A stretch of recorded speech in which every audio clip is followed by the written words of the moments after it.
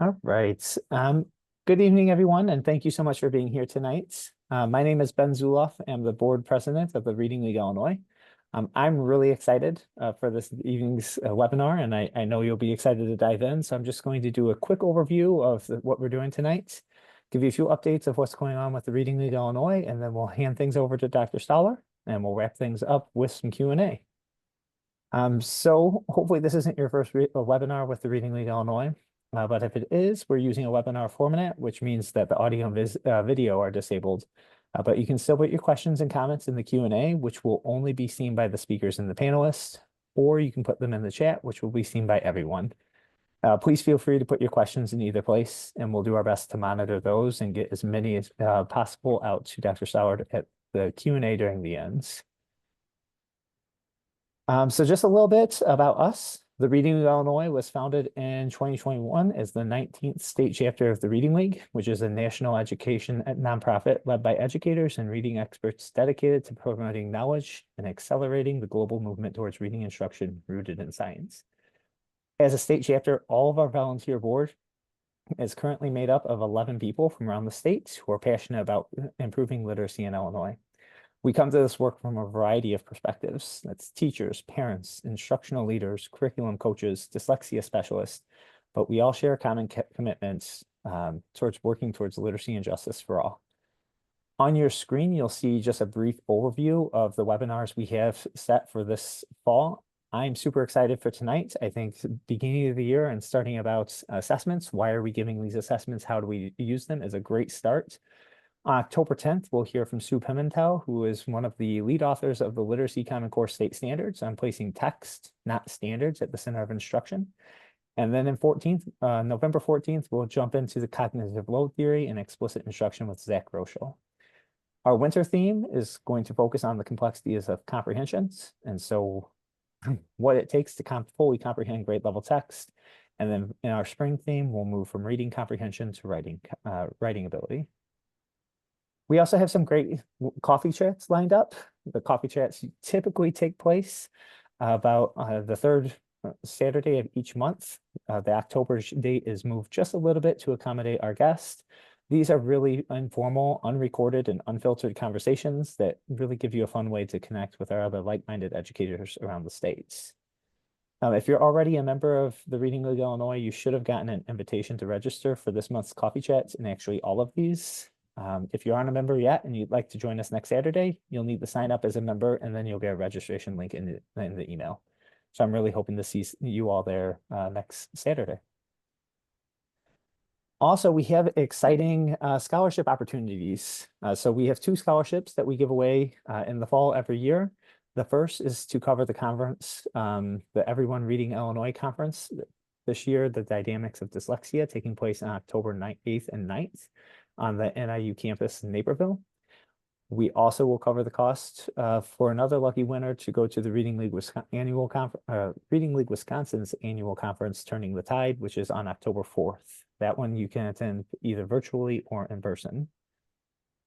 And then finally, we are in the middle of our fall membership drive. And so if you're interested in joining the Reading League, you're not yet a member. If you join, we've extended this deadline from September 10th to tonight. If you join after tonight's webinar, you'll be entered to win a copy of the Reading Comprehension Blueprints, which is a fantastic book by Nancy Hennessy.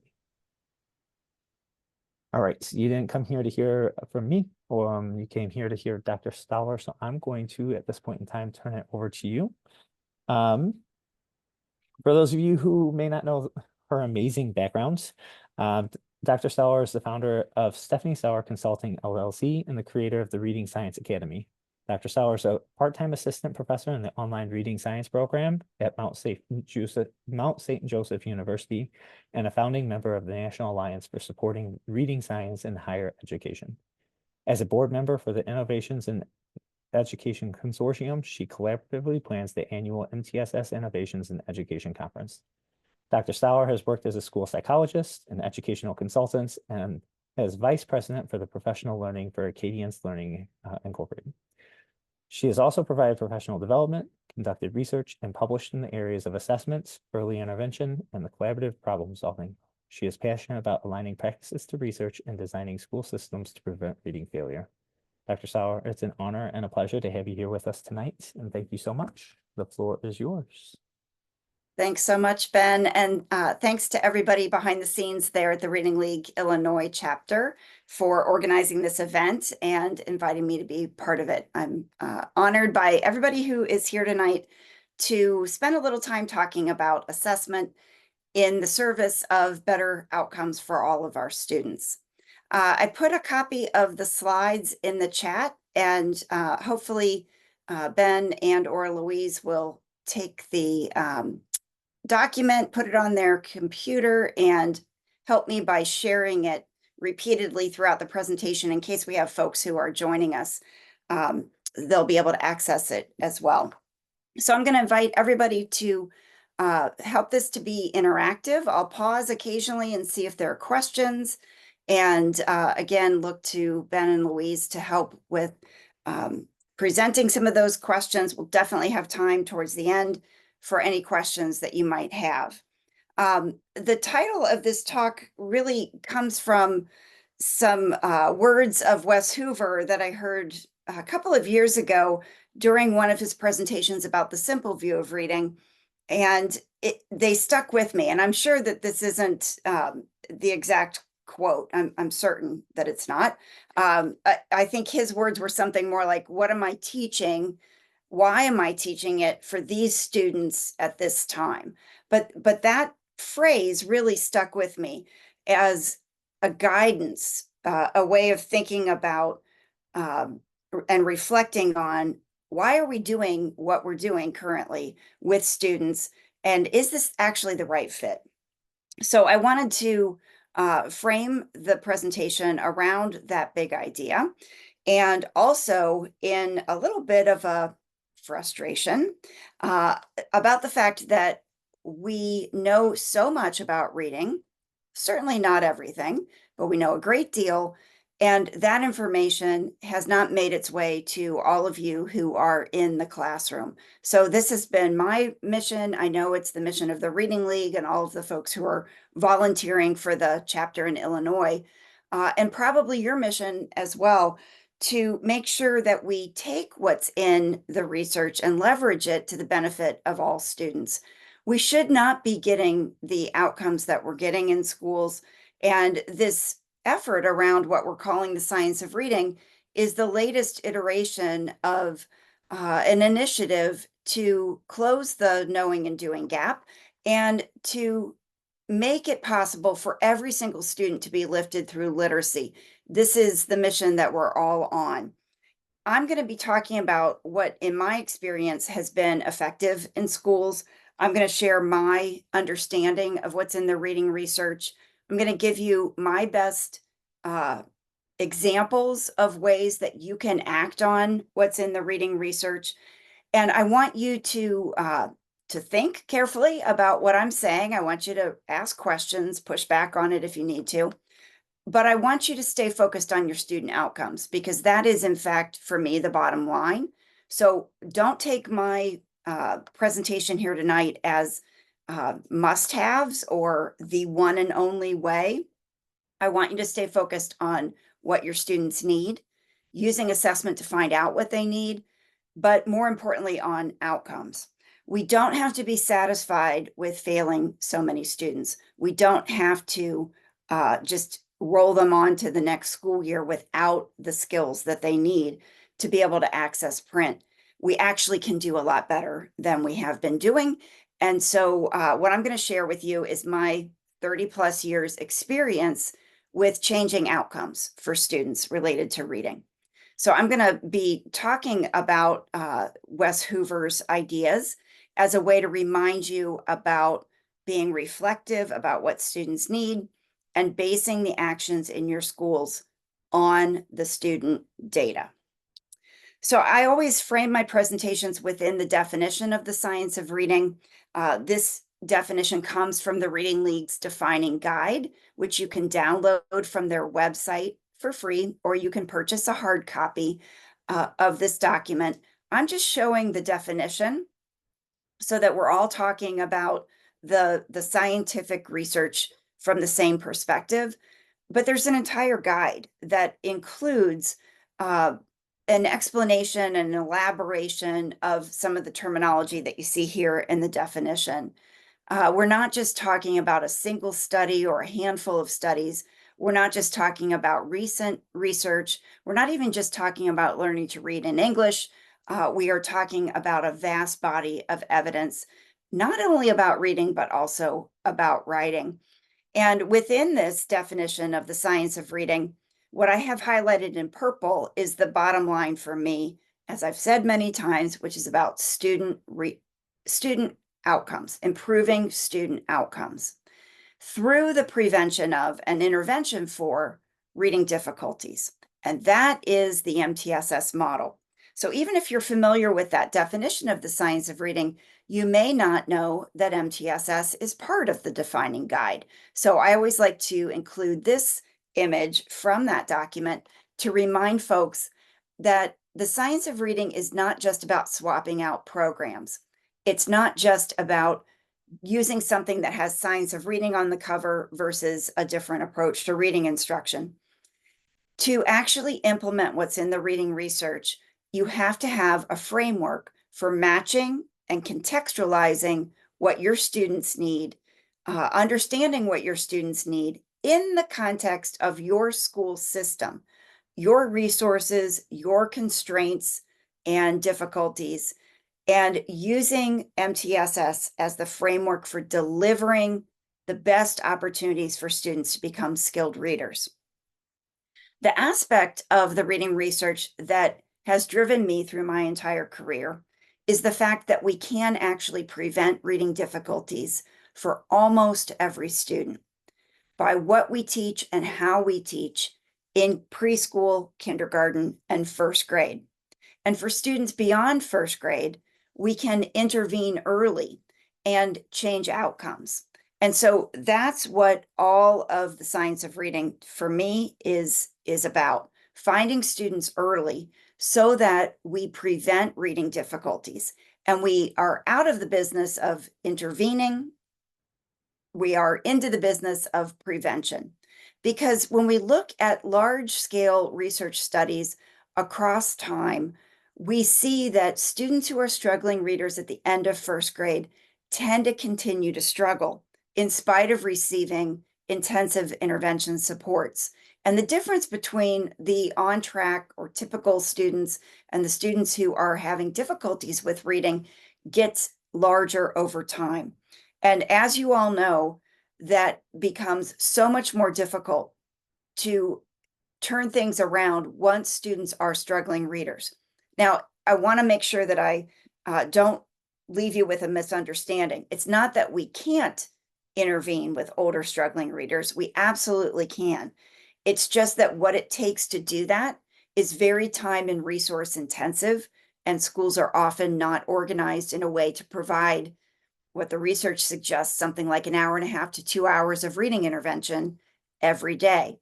So our best opportunity is to find students in preschool, kindergarten, and first grade who are not on track for skilled reading at the end of first grade, and to change that prediction, to change that circumstance with what we teach and how we teach before they are struggling readers. So both things are important, prevention and intervention, and that's what we should be organizing our systems and schools around.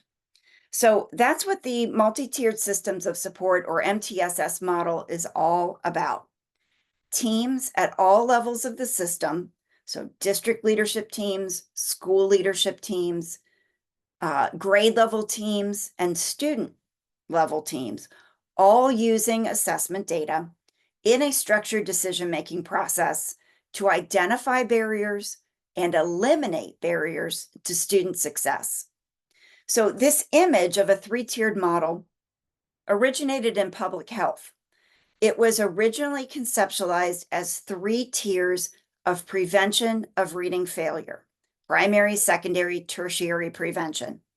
And the idea was, because we know we can prevent reading failure for the vast majority of students, that schools could engineer a system of increasingly intensive instructional supports that would actually prevent reading difficulties for most students and be able to free up intensive resources for students who need them so that every student could be a successful reader. So it is a model, a framework. It is not meant to be taken literally or rigidly as a set of procedures. So I'm going to be talking about the big idea concepts here tonight, focusing on assessment and that assessment and instruction connection.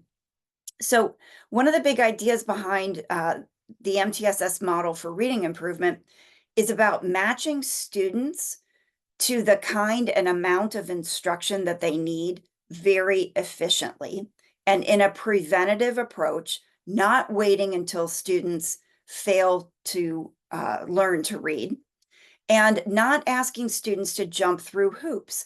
So this is not meant to be a series of barriers or hoops that students need to move through. The concept is if we can get students to be successful readers with a low intensity resource, we should do that rather than providing highly intensive resources so that we can reserve those very intensive resources for students who need them, like students with disabilities such as dyslexia. We want to be able to provide those intensive resources and not be confused by giving intensive resources to students who would have learned to read if we had used less intensive resources and just taught them better. So it's about engineering a system of increasingly intensive instructional supports aligned to the needs of all students. To do that, we need to focus on first reading instruction, what we call tier 1, what I'm showing here in green. Every student can reach the minimal grade level expectations, but not with the same kind or amount of instruction, and not through intervention only. The best opportunity for getting 100% of our students to grade level reading performance is to first shrink the number of students who need intervention with the first way we teach reading in the regular classroom, what we call tier 1 instruction, the regular English language arts block of time. That's our best opportunity to shrink the number of students who need intervention. So primary prevention of reading failure. This is tier 1 instruction. We're going to talk a bit about that. Not trying to retrofit students into an existing system, but designing the system that your students need. So getting it right the first time. Those are the big ideas. And at the base of what I think of as a cone rather than a triangle are the aspects of the school system that need to have some time and attention and planning in order to create this system that meets the needs of all of your students. So in this presentation, I'm going to focus on the assessment system primarily. Okay, so just to be sure we're all talking about the tiered model in the same way, I want to just do a quick introduction to the tiers, because if we're going to be using assessment to engineer a tiered model, what are we working towards? What's the framework that we're working towards? So core reading instruction at tier 1 should be thought of as primary prevention of reading failure. What we do with all students that is aligned to grade level standards. It is designed to get them to grade level standards and expectations. The amount of time that's needed for tier 1 depends on the student data. It will look different across schools. It may be different across grades within a school. You'll generally hear people talk about 90 to 120 minutes, but it could take 150 minutes. You might be able to do it in 45 minutes. The amount of time depends on the needs of your students. What you're doing during the time is more important than the number of minutes that you have. And the classroom reading instruction is the place where we should be the most mindful of evidence-based instruction, where we should lean on the science of reading to make sure that we're teaching in a way that has been proven in the past to work with other students, that's what we can really stand firmly on. Some people misunderstand and think because Tier 1 instruction is for all students, that means it has to be all whole group, or that everyone has to get the same thing. And that's not how the model is designed. And in my experience, that will work, all whole group instruction in Tier 1, when everybody needs the same thing. So we're going to talk about and look at some examples tonight of how universal screening data can inform you. What do your students need? What do students at this grade level need? What should your Tier 1 look like? But not necessarily all whole group. If you have lots of students who are struggling or at-risk readers, you may need to do a lot of small group instruction in Tier 1. This instruction, this system of support, is planned by a grade level team, or if you have a very small school, a building leadership team or school leadership team, mostly using universal screening data.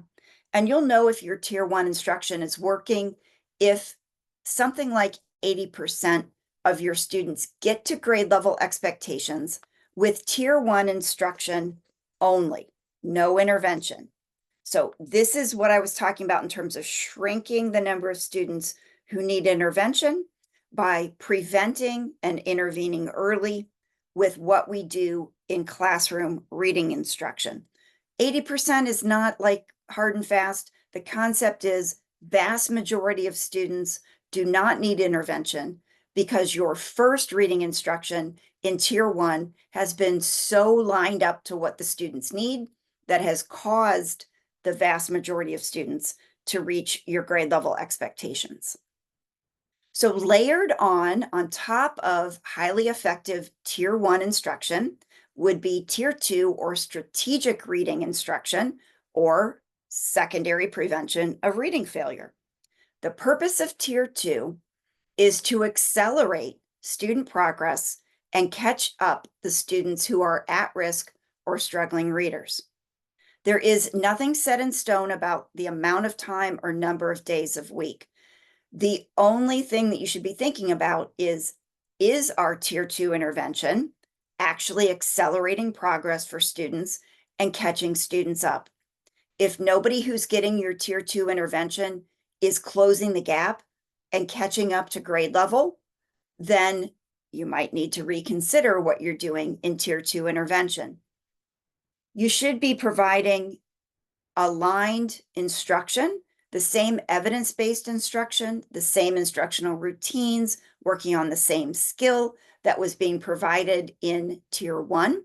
There's nothing more confusing and problematic for struggling readers than to have different instructional programs, different routines, different materials, a different scope and sequence at different times of their day. So alignment is really, really important. These students are getting more of your resources at Tier 2, so we need more frequent progress monitoring to make sure that the intensive resource that we're providing through reading intervention is actually meeting the needs of our students. Now, we used to do individual student problem solving. So before MTSS, it would look something like this. There'd be a team that is formed within the school, and teachers, when they are concerned about students, would refer the student to this team, and the team would listen to the teacher and think about the student and perhaps suggest an intervention. And the teacher would go back and do the intervention, and maybe it worked and maybe it didn't. And if it didn't work, then maybe they would escalate the student, to a referral for special education evaluation. And many things about that process didn't work, but the point I want to make is we don't have to do that process anymore. Now we have universal screening. We know very early on every school year which students are going to need more instructional support, and we know the proportion of students in each grade who need more instructional support. We know what our Tier 1 and Tier 2 should look like. We don't have to get together as a team about an individual student to plan that reading intervention until we're talking about tier 3, very intensive support. So it's a grade level team conversation using screening data and diagnostic data to look at the needs of the students and design what's going on in tier 1 and what should be going on in tier 2, and making sure that those things are aligned. You'll know that your tier 2 intervention system is working if it is causing another 15% of students to reach your grade level expectations. Tier 2 is an extra dose of the reading instruction that is supporting students in tier 1. So students don't come out of tier 1 to get their reading intervention at tier 2. It is an extra dose of reading instruction at another time of day. This is a really important aspect of that tiered model. And we know this from work of researchers like Joe Torgeson and others way back in the 1990s, who found that it is possible to prevent reading failure and intervene with reading difficulties, but students are going to need more and better instruction in order for that to happen. Now, you might have noticed in my graphic of the 3-tiered model that I have a very blurred color coding between tier 2 and tier 3. So tier 3 for me is not a different program necessarily. It is not necessarily a different time of day. It is not necessarily a different program. The difference between tier 2 and tier 3 is a difference of intensity. So that means more time, more frequent intervention. It might mean a smaller group. It might mean a more homogeneous group. It might mean a more narrow range of skills among the students in that small group. And it might mean more frequent progress monitoring. And it certainly means individualizing instruction by making sure that we are tapping into contingencies that are individual to that student. We are engaging that student's family and community members so that we are providing the most customized intervention that we possibly can. That doesn't necessarily mean one-on-one instruction. That may be appropriate in some cases, but not necessarily. You'll know that your intensive reading intervention at tier 3 is working if that system of support is causing the last 5% of students to reach your grade level reading expectations. So sometimes people look at this tiered model and they think that the percentages out to the side mean 80% should be on track, 15% should be below, and 5% should be well below expectation. And that's not actually what the model is about.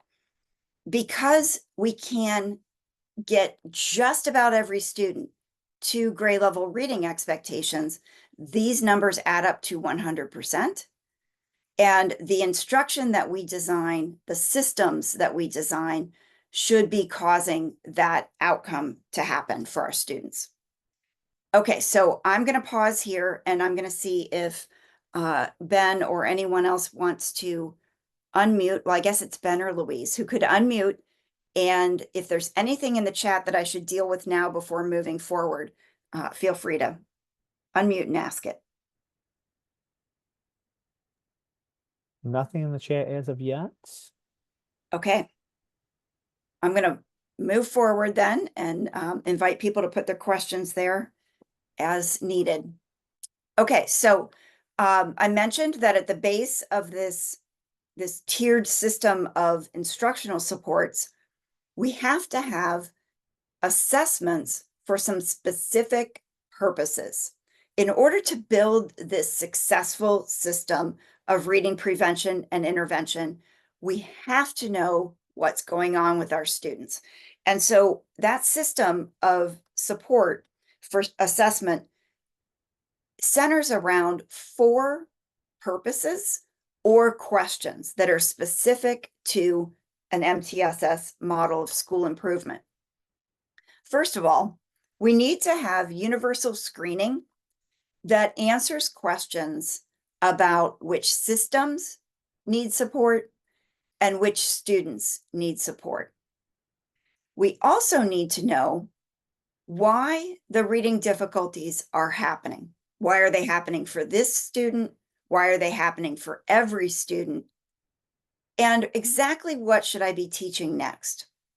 So these are two different assessment purposes, two different questions, and to answer them, we will need two different types of tools, two different assessments.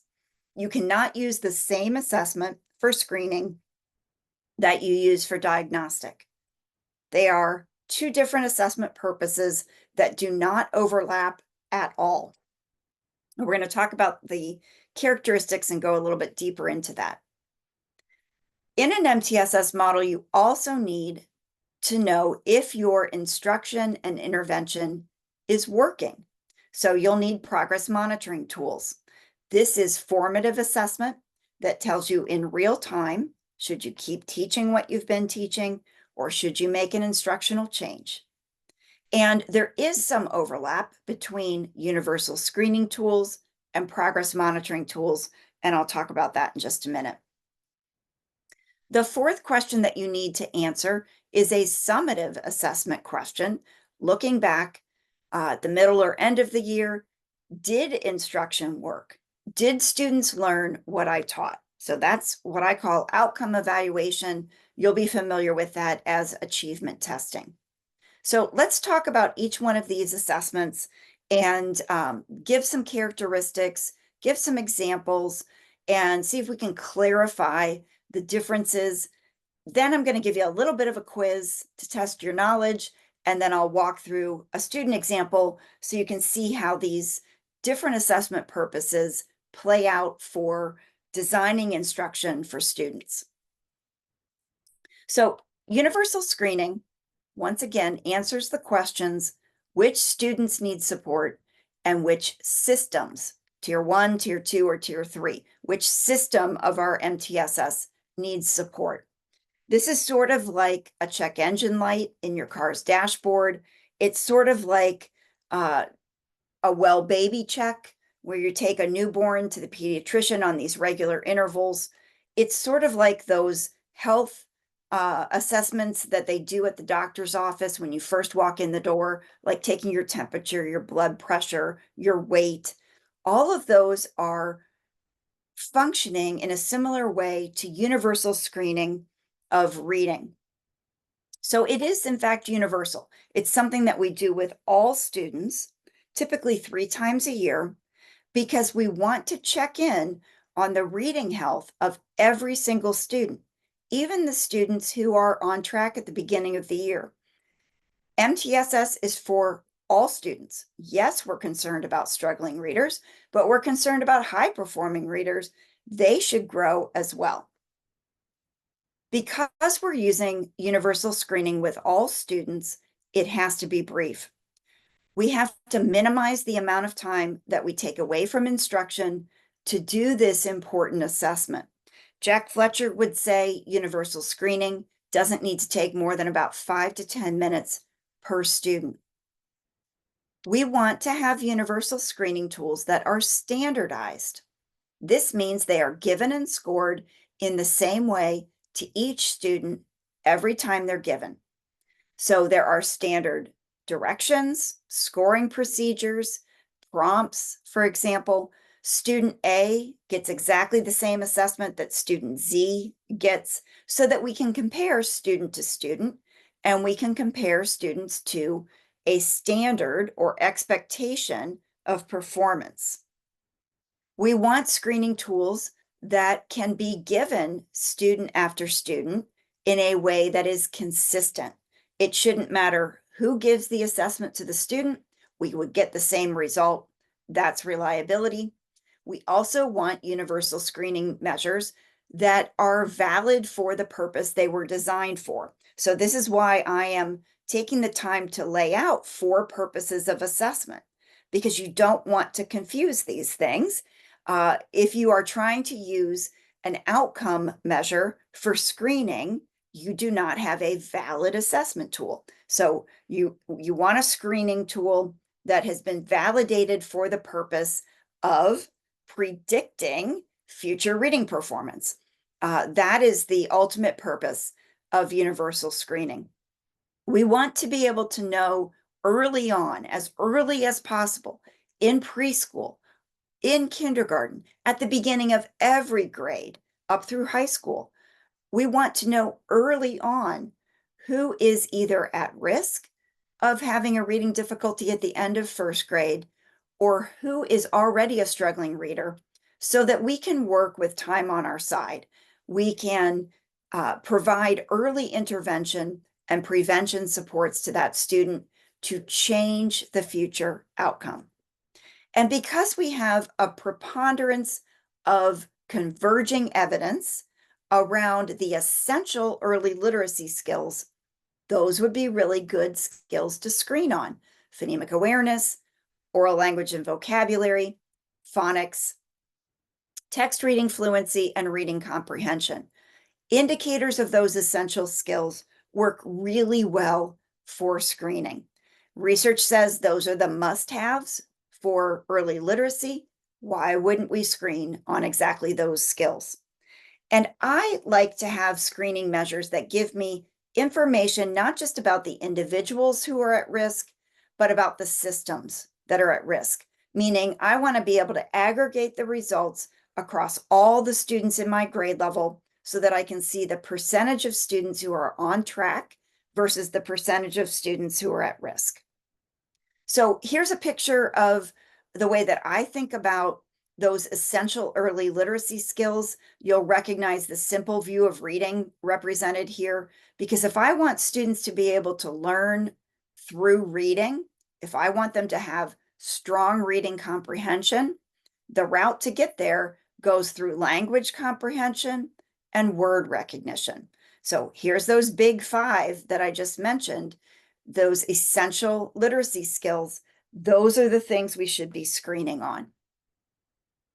In terms of how to use screening data, I think there are two important purposes. Number one, to identify students who are at risk, identify the students for whom we need to give some instructional support, and to evaluate the effectiveness of our classroom reading instruction and our reading intervention systems.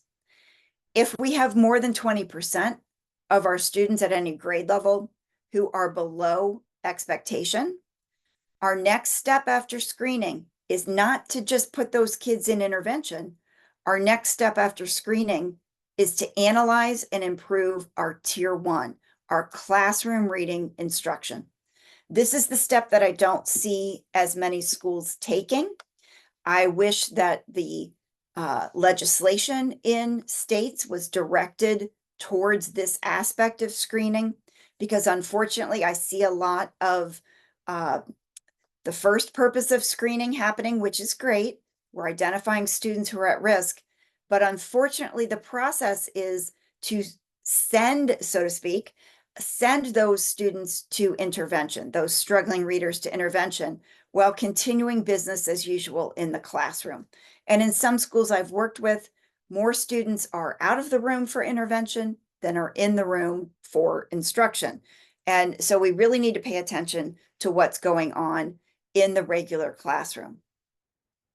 I included this representation of what one poor school district near me is struggling through, which is having 4 universal screening tools.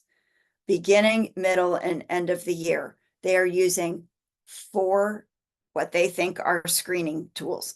A couple of these are not screening tools, but they are giving them to everybody anyway, 3 times a year.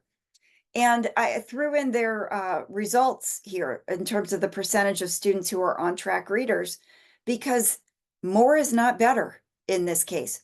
You only need one universal screening tool.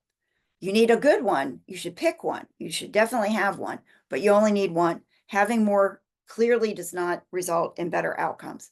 And I would encourage you once again to focus on those beginning of year aggregate results, the percentage of students who are on track, as the most important aspect of your screening. So the second purpose of assessment in an MTSS model is diagnostic assessment. Screening is not in depth. It is not going to tell you exactly what to teach next. You need diagnostic assessment in some scenarios, and we'll talk about when, as a follow-up to screening. So for students for whom you're not sure what to teach next, diagnostic assessment is that drilling down, going deeper, drawing a pin on the scope and sequence to know this is exactly where to start instruction. It is not brief. It is in-depth assessment in a single skill area. It may or may not be standardized, but it shouldn't be so informal that it's teacher developed or something that you got off the internet. It should be primarily, and most importantly, linked to instruction. The score is not so important on a diagnostic assessment. How the student got to the score, what kind of support they're going to need to learn the skill, that's what's important. So let me draw a contrast. Here are the characteristics that I mentioned of screeners. I'm giving some examples of universal screeners. These are not endorsements. There are some on this slide that I definitely do not endorse, but they would be designed for the purpose of universal screening. Diagnostic assessment is not necessarily universal. There are some cases where it makes sense to give it to everyone, but in other cases it does not. It is not brief, it's in-depth assessment in a single early literacy skill area. It's not necessarily standardized. It is designed to be flexible. It's a deep dive into one single skill area, and you probably only need to give it one time. Here are some examples of some commonly used diagnostic assessments. Again, I do not necessarily endorse all of these, but some examples that you might be familiar with. Now, what becomes confusing about this is that some of the names of some commonly used diagnostic tools have the word screener in them, like the PSI. This is from 95% group, the phonics screener for intervention. It's not a screener, it's a diagnostic. The PAST assessment, I think it's phonemic awareness screening test. It's not a screener, it's a diagnostic. Okay, so no wonder people are confused about these two categories of assessment. Here are some scenarios where I think a diagnostic is needed or not needed. Okay, so thinking is required, as my old bosses used to say. You're going to have to give this some thought. So here's a couple of scenarios. At the beginning of kindergarten, students who are having difficulty naming letters and identifying beginning sounds in words, you probably don't need a diagnostic. You should just start teaching those skills. You should start teaching letter names, letter sounds, how to write them, and that letter sound relationship. You don't need a diagnostic to start there. If you've had screening on those skills, those are the skills you should teach. Same is true about the beginning of first grade. Students who are low on segmenting phonemes, matching phonemes to letters, you probably don't need a diagnostic. Now, if your instruction is going to be very fine-tuned to the point where your groups are based on which letter sounds do students know and not know, that's how you're grouping students, then a diagnostic would be helpful. In the beginning of third through sixth grade, students who are low on oral reading fluency accuracy, you need a diagnostic so that you can tell which phonics patterns they have and don't yet have. And students who are accurate and fluent readers in those grade levels, but still not understanding what they're reading, very small proportion of students, but you're going to need a language comprehension diagnostic to find out what to teach them next. So diagnostic assessment is used to identify the next skill that you would teach students and help you to refine your instructional groups based on screening data, get them a little bit more fine-grained based on diagnostic data. The third category of assessments or purpose of assessment in an MTSS model is progress monitoring. This answers the question, is instruction working? This is like the GPS for educators. This is like the navigation system in your car's dashboard. It is going to do exactly what the GPS will do. Drop a pin. Where are you now with this student? What's the goal you want to get them to in the future? What's the path to take to close that gap? What's the course that you should be on? Progress monitoring does overlap with some universal screeners.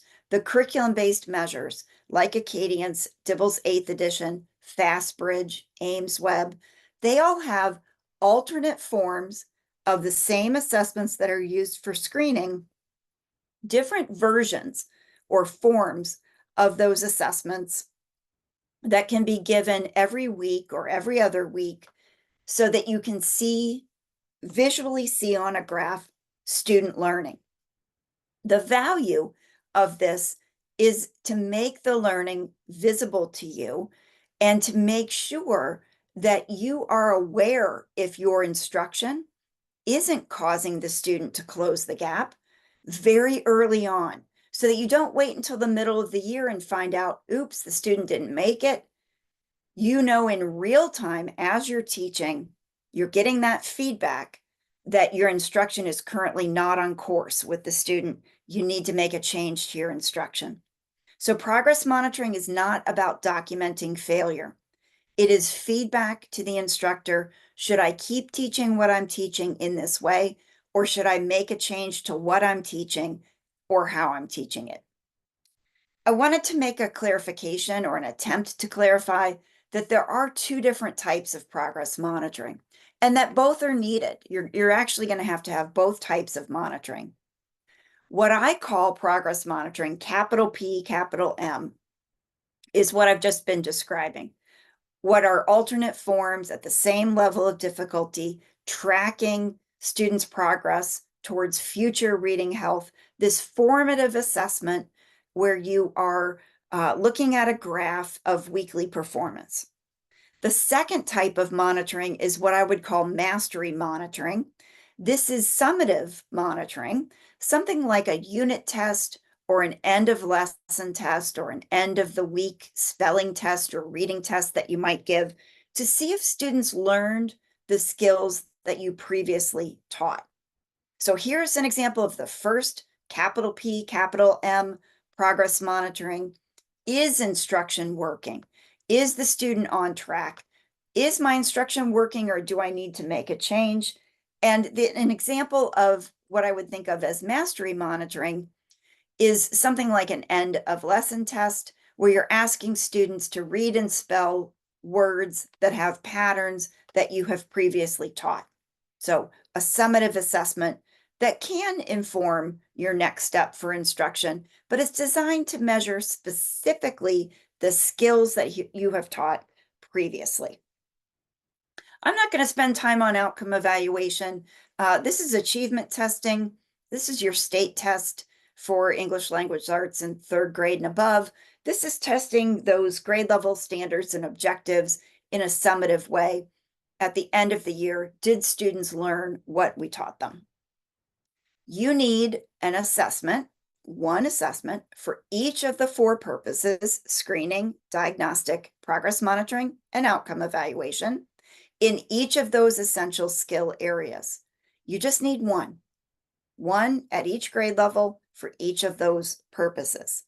And I thought I would remind you that if you have more than one, it's okay to stop doing one.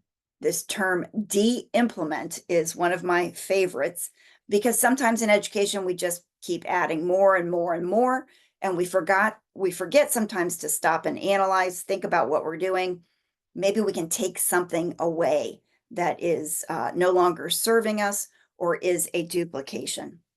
Here's an example from a district in Ohio. So you're going to see their AIR, English Language Arts test in grades 3 through 6. The Terra Nova was what they were using for outcome evaluation in K-2. Just an illustration as an example to show you what this assessment audit could look like. It's a very important process to go through so that you are not spending too much time away from instruction with additional testing that's not necessary. Okay, here's the quiz. Here's a chance for you to test my job as an instructor. Okay, so this is your mastery monitoring assessment opportunity. Okay, so I'm going to walk through these assessment characteristics, And you can jot down what type of assessment am I referring to. Here's your choices: screening, diagnostic, progress monitoring, or outcome evaluation. If I give the assessment to all students, which assessment purpose does that line up with? Yeah, that's universal screening. If I give the assessment once a week, which assessment purpose is that likely to line up with? So repeated measurement, alternate forms once a week. Yep, that is progress monitoring. If I give an in-depth assessment to determine specifically where is the student on the scope and sequence, what should I teach next, that describes diagnostic assessment. Great. And if I give a summative measurement of all the grade level expectations, let's say at the end of the year, that is an example or a characteristic of outcome evaluation. Assessment that is used to inform classroom reading instruction. Now stop and think about this. This is a trick question. This might match more than one purpose. Yep. Screening, diagnostic, and progress monitoring should inform reading instruction in real time. We can use all of those assessments to inform our instruction. If we use the assessment weekly or every other week to measure student growth and inform changes to instruction, that is progress monitoring. Okay, very good. Let me pause here and see if there are questions before I move forward. Anything in the chat that I should pay attention to? Or you want to read out loud to me, is how I should say it. We have one question about language diagnostic screeners. What might be some possible suggestions to look into? Yeah, so there are two that I would encourage people to check out. So in terms of diagnostic assessment of language comprehension, there's a company called Language Dynamics that has some free language comprehension assessments called Cubed, C-U-B-E-D, C-U-B-E-D. It's probably an acronym for something that I can't recall. I would also encourage folks to look into the Acadience reading diagnostic for comprehension, fluency, and oral language. It's CFOL, C-F-O-L for short. This is different from the Acadience screening assessments, which are free for download. The Acadience diagnostic CFOL is not free, but I think it's something like $85. It's not expensive, and you don't need one for every teacher even. It's something that you can share. But it allows you to go deep into morphology, syntax and grammar, vocabulary, listening comprehension, all of the language comprehension components. And it would be really good to use in the scenario I mentioned earlier, where a student is accurate and fluent on oral reading fluency, but they are still surprisingly and unexpectedly having difficulty with reading comprehension.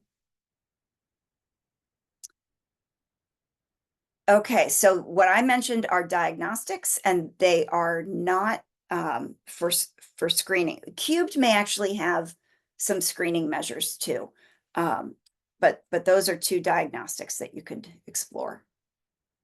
Thank you. Yeah. Okay, what I would like to close out with is an illustration of how all these various assessments get put together. And I'm going to do an illustration for an individual student. Okay. So what is the glue that holds all of these various assessments together is a database decision-making model. This is the backbone that runs up the spine of that MTSS cone or triangle. This is what defines the MTSS model. Teams at all levels, district, school, grade level, and even individual students, which is the example I'm going to give. This is what teams at all those levels are doing. They are using assessments in a structured database decision-making process. The one I'm most familiar with is collaborative problem solving. I like to use a 4-step model. You might encounter 5 or 8 or 12-step problem solving models, perfectly fine. You might be familiar with data-based individualization or data-based decision-making or cycles of continuous improvement, all the same concepts where we are asking questions and selecting assessments to answer those questions. When teams are all thinking about students and systems in this same framework, you can be very efficient and effective. So the first step is to define the problem. And I'm just going to walk through a student example. Defining the problem means clearly stating in observable and measurable terms the difference between what you expect the student to do and what they're actually doing. So this might be the difference between a benchmark goal and the student's actual performance on screening. That's how we state the problem. Then we move into step 2, which is to analyze why is that problem happening? This is where diagnostic assessment helps us dig deeper and uncover the reasons why the stated problem is happening. Why is the student performing below expectation on this essential skill? The important piece that comes out of step 2 is a hypothesis. So we're asking questions about why the problem might be happening. I really like to use the simple view to support me to do that, by the way. I'm asking questions why the problem might be happening. I'm selecting the diagnostic that will answer that question. Again, if I don't have a question, I don't need a diagnostic. The results of the screening and diagnostic data give me the ability to make an educated guess. I create a hypothesis, my best guess about why the problem is happening. It's informed by data. It's not an out of the blue guess. The reason to collect the data is to be able to make the hypothesis. Then there's a direct connection to step 3, which is to plan the intervention. What should we do about it? These things must be connected. Sometimes in schools, I see a disconnect here. I see student data about difficulties with phonics and decoding, but an intervention that's focused on reading comprehension. Or I see difficulties with phonics and decoding and an intervention to build fluency. That's a disconnect. That's not using data to inform a hypothesis that then becomes the basis and focus for an intervention plan. So sometimes people want to move quickly from the problem straight to the plan. And that's where we get ourselves in trouble, where we don't take time to fully uncover and unpack why is that problem happening, so that the first intervention that we put in place is likely to work, so that I don't have to go back to the drawing board, so that student doesn't have to suffer with an ineffective instructional plan. Part of planning the intervention is to set a goal for the student, a goal that closes the gap and the difference between expected and actual performance. I'm also choosing the progress monitoring tool that I'm going to use while I am writing that intervention plan. I'm going to use the progress monitoring tool that matches the skill that I am intervening on. So the 4th step is to use that progress monitoring data to evaluate, not evaluate the student, but to evaluate that instructional plan. Did our plan work? And then if it doesn't work, well, let me start here. If it does work, I might be right back up here at problem definition. Maybe I'm going on to the second problem that the student might be experiencing. If it doesn't work, I'm cycling back either to problem analysis or to plan development, or even maybe I didn't define the problem specifically enough and I need to go back to step 1. What I find to be so comforting about this process is that reading is complicated. Schools are complicated. Students can sometimes have very complicated and complex learning difficulties. It's very comforting to me to know that I'm relying on this scientific method. I am relying on this four-step process so that if the first thing I try is a miss, if it doesn't work, I'm not going to leave that student for very long in an ineffective intervention. I've got the progress monitoring data that's going to let me know pretty quickly that the thing that I thought was going to be effective actually isn't, and I need to make a change to instruction. So this problem-solving process is central to MTSS. It is what allows you to bring together that system of assessments for four purposes. It's what allows you to get to an effective instructional plan from the very beginning, as soon as possible. So here's an example. I'm just going to walk through an illustration with an individual student. This is John, who's a third grader. And at step one, I'm going to define the problem as the difference between actual and expected performance. And I can use screening data to help me write that problem definition statement. So in a very general way, at the beginning of third grade, John is expected to comprehend grade level text, but he is not. And if I had a specific universal screening tool, I might be able to put specific numbers to this. So I might say something like John is expected to read with 95, I'm making this up, 95% accuracy and at least 100 words correct, and be able to talk about what he read with at least 25 words in the retell. So I could use those beginning of year expectations and then say exactly what John was doing. He was only reading with 80% accuracy and a rate of about 60 words correct per minute. And he could only say 10 words about what he read in the retell, right? So a very specific, observable and measurable statement of the difference between expected and actual performance. Then I'm going to move to step two. Why is this difficulty happening with John? Now, if it's a third grade student, I'm probably going to need some diagnostic assessment to help me uncover why that reading comprehension problem is happening.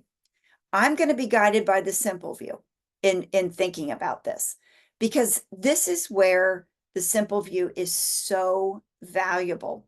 If a student has a reading comprehension problem, it's only because of three possible reasons. They are not fully functioning, if you will, or they're lacking some capacity in word recognition, or they are lacking in the area of language comprehension, or both. That's it. At the highest macro level, those are the only explanations.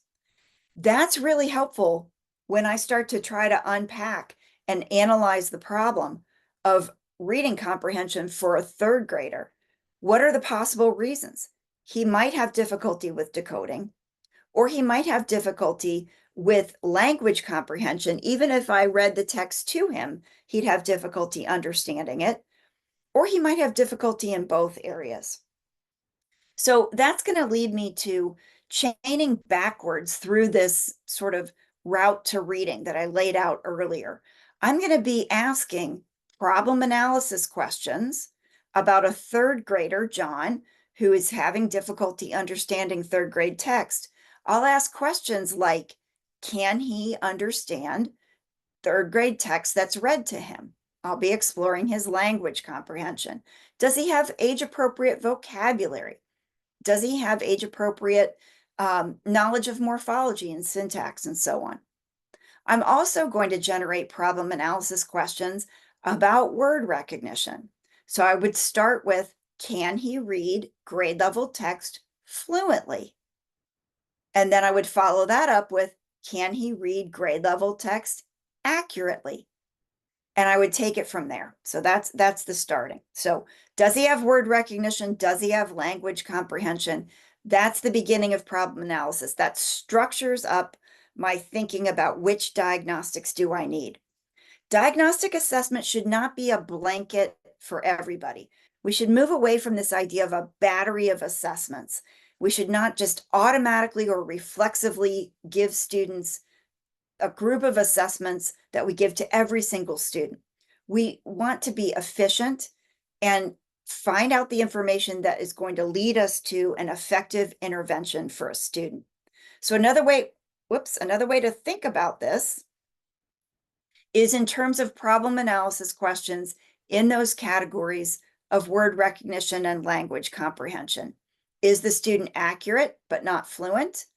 In this case, we don't need a diagnostic. We can go straight to a fluency building intervention like repeated reading. But if the student is not accurate, then yes, we're going to have to give a decoding diagnostic to unpack exactly which phonics patterns does he know or not know. We could give a spelling diagnostic to see which patterns he could read versus spell. That would be helpful to know. In the category of language comprehension, we're asking questions about vocabulary, syntax, content knowledge. And if the student is having difficulty in that area, for example, they can't understand the text that we read to them, or they have difficulty talking about their weekend or following directions or word finding difficulties and so on. Yes, we're going to give a diagnostic language comprehension assessment in that area. So in John's case, we found out through our diagnostic assessment that he is not reading fluently or accurately. So guess what? We're going to need to give a diagnostic decoding assessment to find out specifically where to start instruction so that we can have a good hypothesis and plan instruction for John. So we might give something like the beginning reading or beginning decoding survey from Really Great Reading. I'm just using this one as an example because it's freely available on the internet on the Really Great Reading website. So we'd give a diagnostic to John, and then we would find out which patterns he knows and doesn't know. So here's his data from the diagnostic assessment that he is able to read CVC words, but he's having difficulty with vowel teams. So guess what our intervention plan is? We're going to teach vowel teams. We're going to build fluency with reading those patterns in isolation and in connected text. And we are going to have him talk about and demonstrate understanding of that text that he has read. We're going to set a goal for those skills around accuracy, fluency, and comprehension. We're going to be measuring his progress in oral reading fluency level 1. We're going to be working towards those end of first grade benchmark goals in level 1 material because he's a third grader. We want him to get there by the middle of the school year. So this is the way that we use that structure of the problem-solving process to plug in assessments only where needed, gather the information that leads us directly to the next steps for instruction. Now, I've given you an illustration of an example of connecting assessment with instruction via the problem-solving process for one student. And I walked through that pretty quickly, but you can, I'm sure, get the sense that it is time-consuming and resource-intensive. So my recommendation is that we go back to the very beginning where we started the presentation and talk about the fact that we cannot do high resource activities with very many students. We don't have the resources, time, personnel, or materials in schools to do that intensive problem solving with very many students. So rather than trying to problem solve one student at a time, we can look at aggregate student data, the percentage of students who are on track or at risk, and use that to inform the way that we teach reading the first time around in Tier 1 in the regular ELA block in the regular classroom, so that we get instruction right with the first way we teach reading for the vast majority of students, freeing up resources to do that more complex problem solving with individual students only when we're at Tier 3. We can do grade level problem solving to design Tier 1 and Tier 2, and then only for the students for whom those effective Tier 1 and Tier 2 systems weren't sufficient, do we need to do the intensive Tier 3 problem solving. This is a different way of thinking about MTSS than what I see many schools doing. I see a lot of schools attempting to go straight from screening to intervention, or attempting to have problem-solving team meetings and create intervention plans for each individual student, one student at a time. In a school like School B, where only 15% of the students are at risk, you might be able to do that. But in a school like School A, where 60% of the students are at risk, in order to free up resources for students who have intensive needs, you're going to need to change the way instruction is taught in Tier 1. So going back again to the original definition and image, the big idea concepts behind the MTSS model: teams using problem solving to match data to instruction in a tiered system of increasingly intensive instructional supports that is designed to meet the needs of the students and the staff, the resources that you have available within your school. So some big ideas before we turn to your questions. We know a lot about reading. We certainly don't know everything. There's still a lot to be learned and investigated, but we should be applying what's known in the scientific research into our work in schools. And that includes the concept of prevention, not waiting until reading difficulties are identified, but preventing them with what and how we teach in kindergarten and first grade.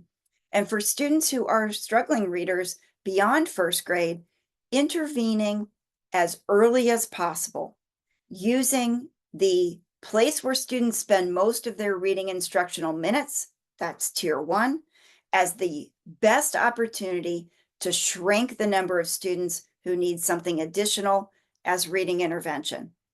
MTSS is the framework that allows us to bring the reading research to our students to benefit them in our schools. So using that framework of MTSS to identify the barriers that exist to better reading outcomes in your school and systematically eliminating those barriers so that you get a better result.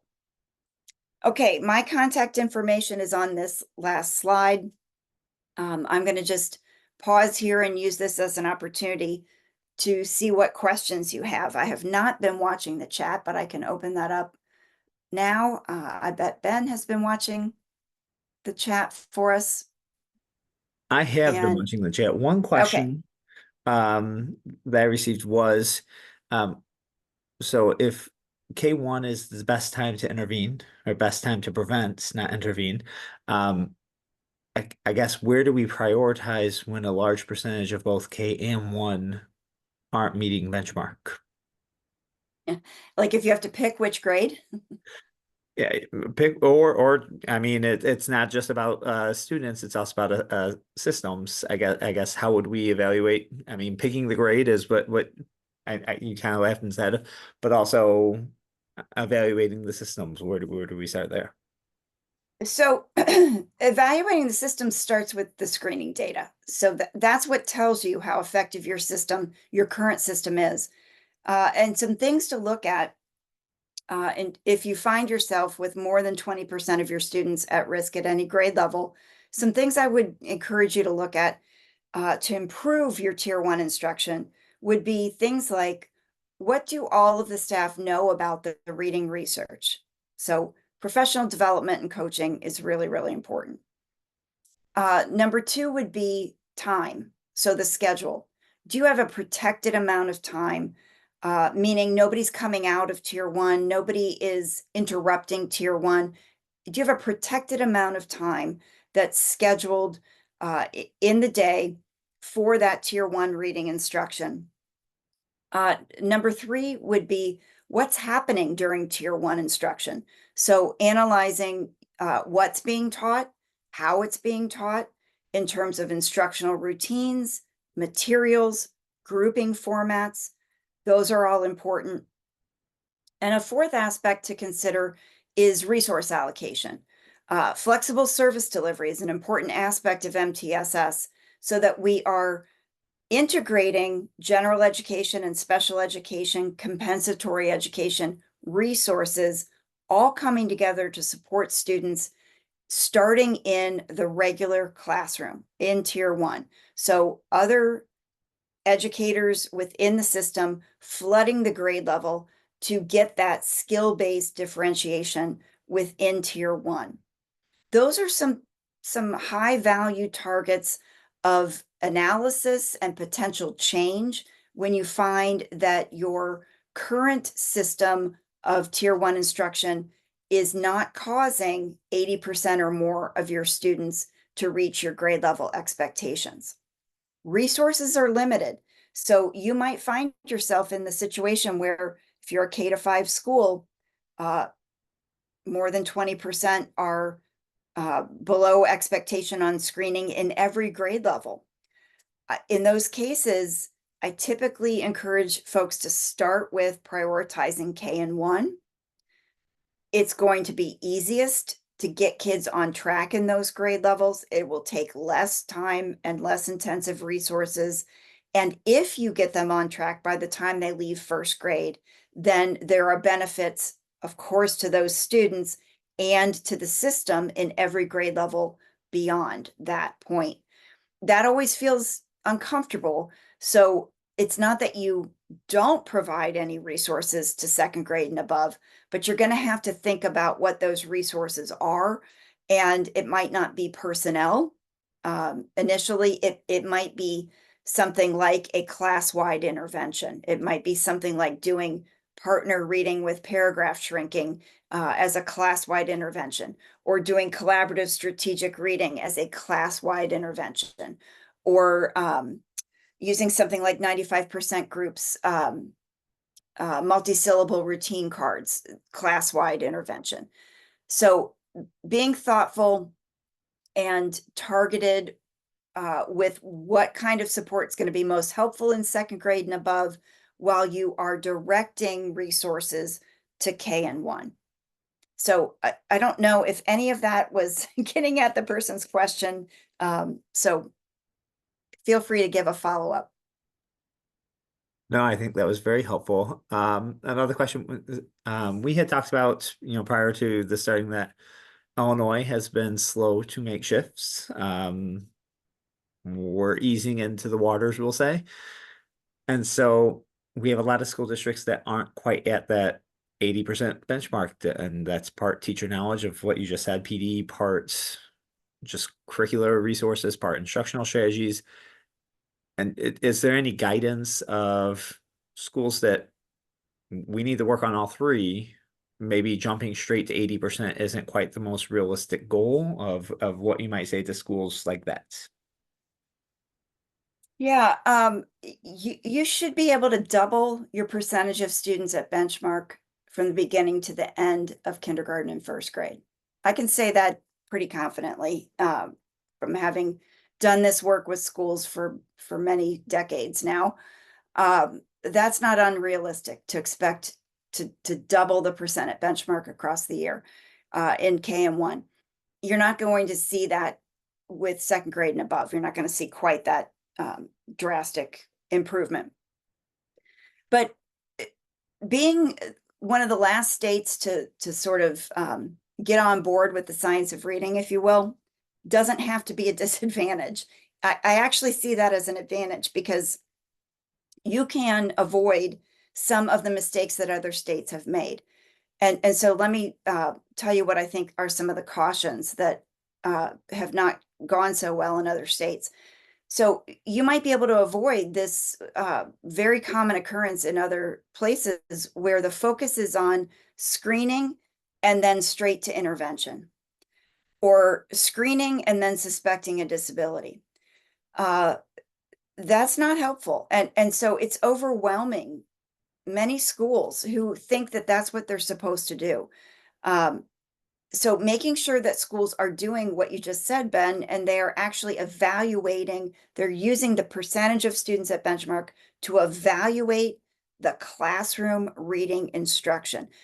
They've got to understand that that is the most effective use of screening data. It's really the only way that we're going to turn around reading outcomes. Other mistakes to avoid would be professional development only for teachers. So making sure that professional development is available for all educators, administrators, especially related service folks should be included in that. Avoid what I call getting out ahead of your skis. And that is avoid mandates around so-called high quality instructional materials. Avoiding those kinds of state approved, maybe you already have this, I don't know, I hope not, state mandated lists of reading series that school districts have to adopt. And be very cautious about anything that would be a state approved list of assessments. People at the state level sometimes are just like all of us in education, where they did not have good preparation in the research about evidence-based practices, school improvement, school-wide literacy change approaches like MTSS. So the policymakers at the state level haven't always had good preparation when they were teachers, good information to inform their work. And so sometimes they are, listening to maybe it's policy advocates or other groups, and then just making policies or legislation that's sort of reflexive. And we end up with these slogans that are actually not going to really help us move our students forward.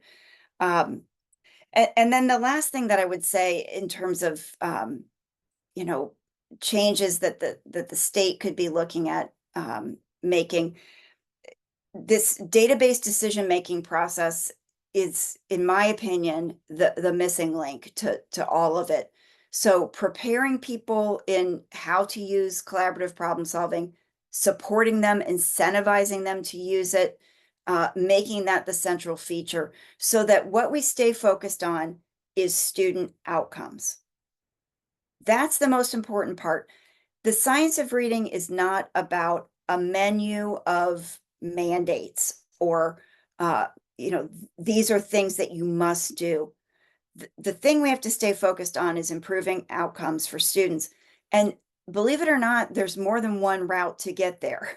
And schools have different needs, schools have different resources, and they're going to have to use that problem-solving process to discover exactly the right approach for them that they can sustain, that will get results for their students, not just reflexively acting on something that they heard in a webinar.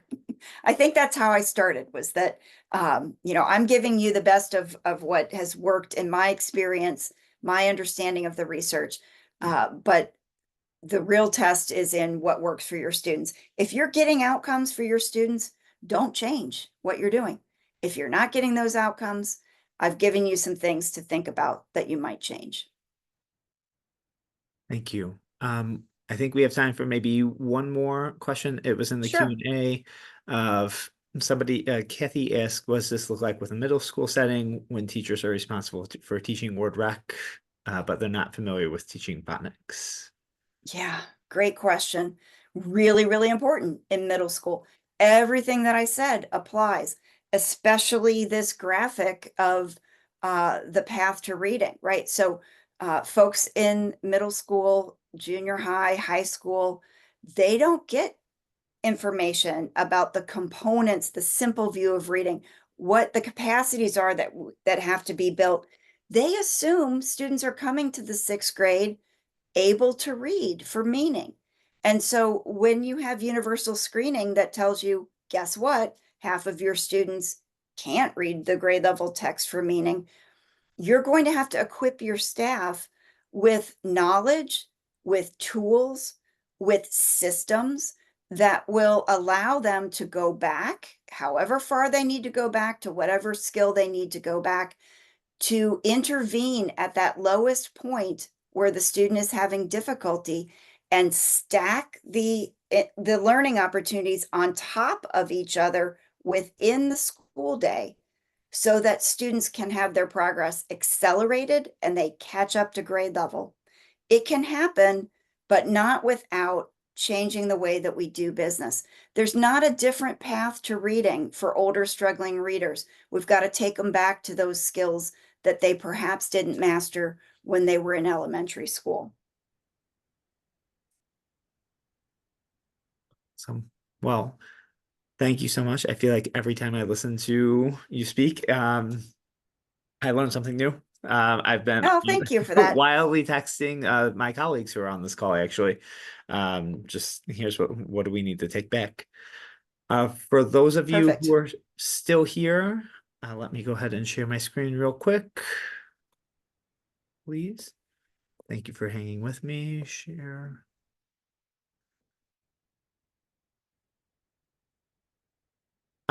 So if you enjoyed tonight's webinar, we have some great webinars coming up. Again, Sue Pimentel will be here with us in October.